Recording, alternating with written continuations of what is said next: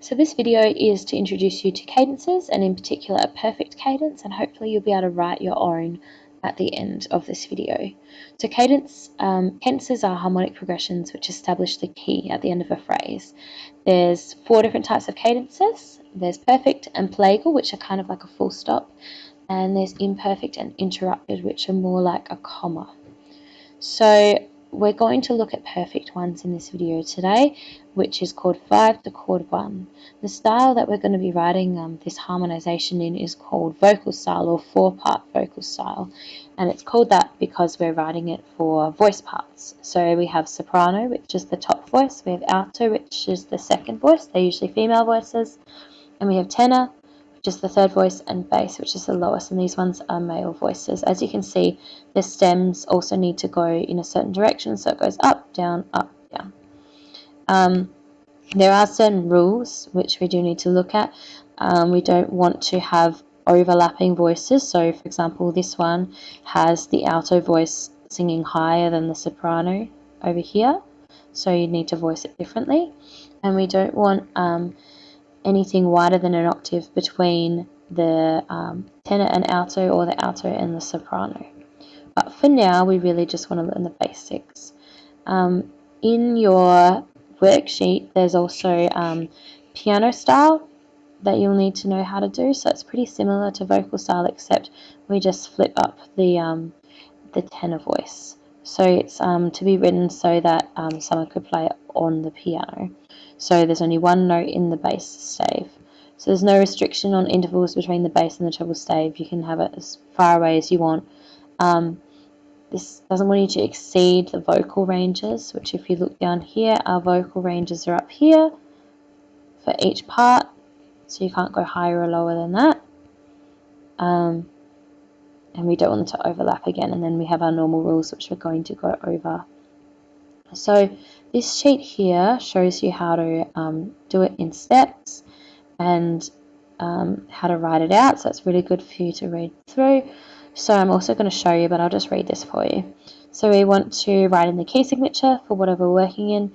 We want to write chord 5 to chord 1. And we want to write out the letters of our 2 chords next to our stave. I like to do it actually underneath them, so I would put this down there. And if you want, you can circle the common note in each chord, the one that's the same. I don't usually bother doing that. And you need to underline the leading note.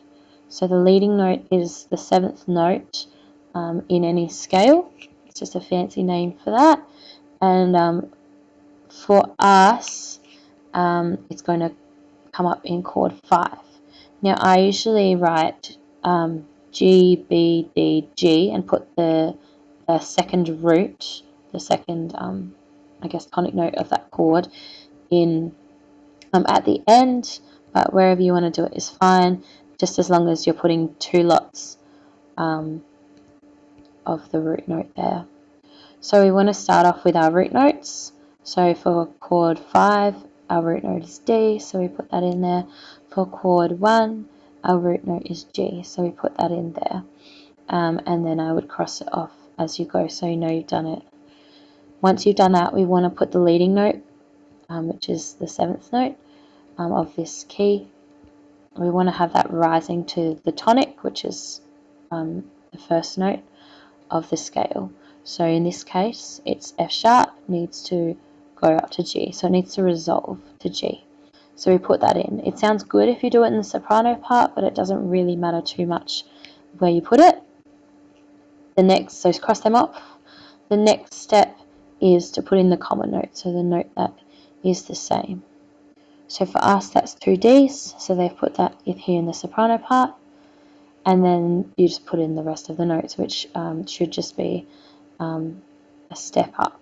So this way, that if you imagine you were singing it, it's really smooth to sing. You don't have to jump all the way down from a D to a G. You just sing D and D, you sing F up to G, and it's very smooth voice leading. So this is what you need to remember, the rules, that you haven't, if it looks really hard to sing, you've probably broken one of these rules. But for now, we're really just focusing on the process of it. On your worksheet, it asks you to do piano style, so all you need to do is write normally like this, and then you just write your tenor part up the octave. So for this one, we would just put this A up in there, and we would just put this B up in there, and instead of writing it with all the different stems, we just have one stem joining all of the treble notes and one for the bass notes. So we're going to write one in Sibelius so we can do it together. If you already understand it, then go and do your worksheet, that's fine. Sometimes it'll provide you with notes already in there, so you've got to figure it out. So we have C major here. It's just written on the treble stave and the bass stave. We don't need 4 different staves for all the different voices. So step 1, if we look at our worksheet, it's going to be sideways now though, but step 1 is our root notes in the bass. So in this is in C major. So in fact, you should probably write this stuff out first. So if I can write it, I would have C, E, G, C written here, and then I would have G, B, D, G. And so we would underline our B because that's the leading note. Remember, the leading note is always the one that comes before the tonic. So B comes before C, or it's our 7th note in the scale. So the first step, we want to put in our root notes. So we put in C to finish this off. Oops. And we put in G. So I'm going to put it down here. You could put it up there, but it might be harder when you put your other parts in later. So then you would cross off C, C and G there.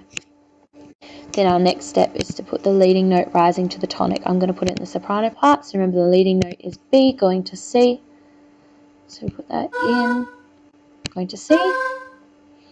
Then we need to put our common notes in. So just like here, we need to cross them off. This is actually already the cadence written here. So our common note is a G. Oopsies. And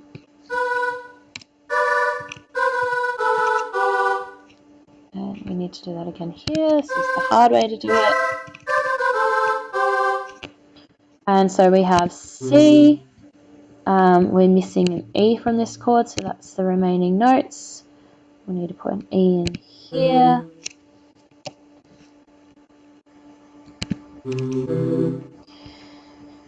And from here we are missing, we've got G, we've got B, we're missing a D. So we need to put in a D here.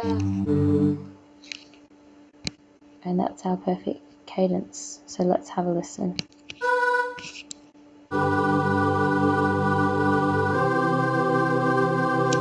So it sounds very finished and very final. You could voice this differently because this is probably quite a big gap here, but that's the basic steps. We'll voice it differently for this one here. So we have a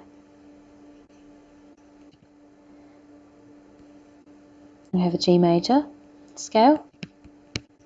So we need to put our root notes in first.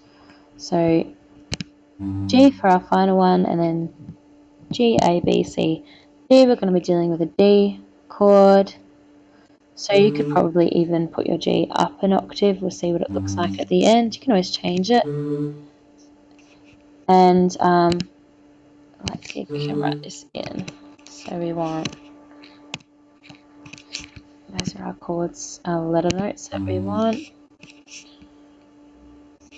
And, oops.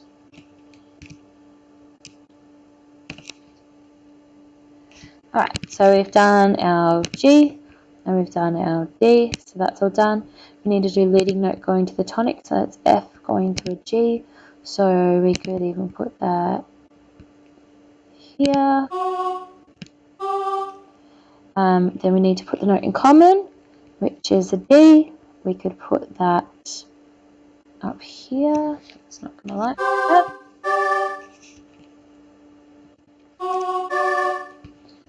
and then we need to put the leftovers in.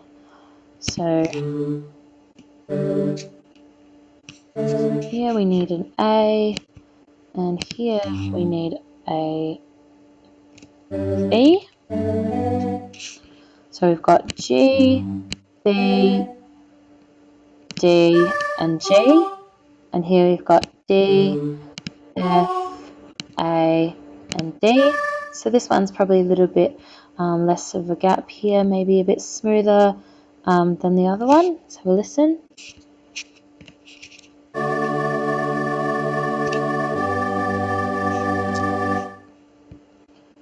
Alright, so on your worksheet you need to follow those same steps when we get there. So if they've already put some in there for you, you need to write the letter notes underneath the letters that you need and cross off what's already in there. And you need to figure out, for example, if the leading note was already written in there, then you need to put the tonic in the next note. So follow the same steps, but you'll be forced to put it in certain places. This one, remember we write it out the same, but then we just put the tenor up an octave and put one stem and one stem going down for that, for piano style. And then this is what we just did. So you need to make sure you're doing it in the minor keys. Now the thing that you need to do in a minor key is your leading note, not only just putting it to the tonic, but you need to raise the leading note. So for minor keys, when we're doing cadences, we're using a harmonic minor, so you need to raise the leading note. So chord 5 will contain a sharp or possibly a natural in it. And here, go back to before where it showed you what the mistakes are and see if you can work out what's wrong with this. This is all very new, but have a go. And even if you want to write it up in Sibelius so you can hear what it sounds like, you can do that as well.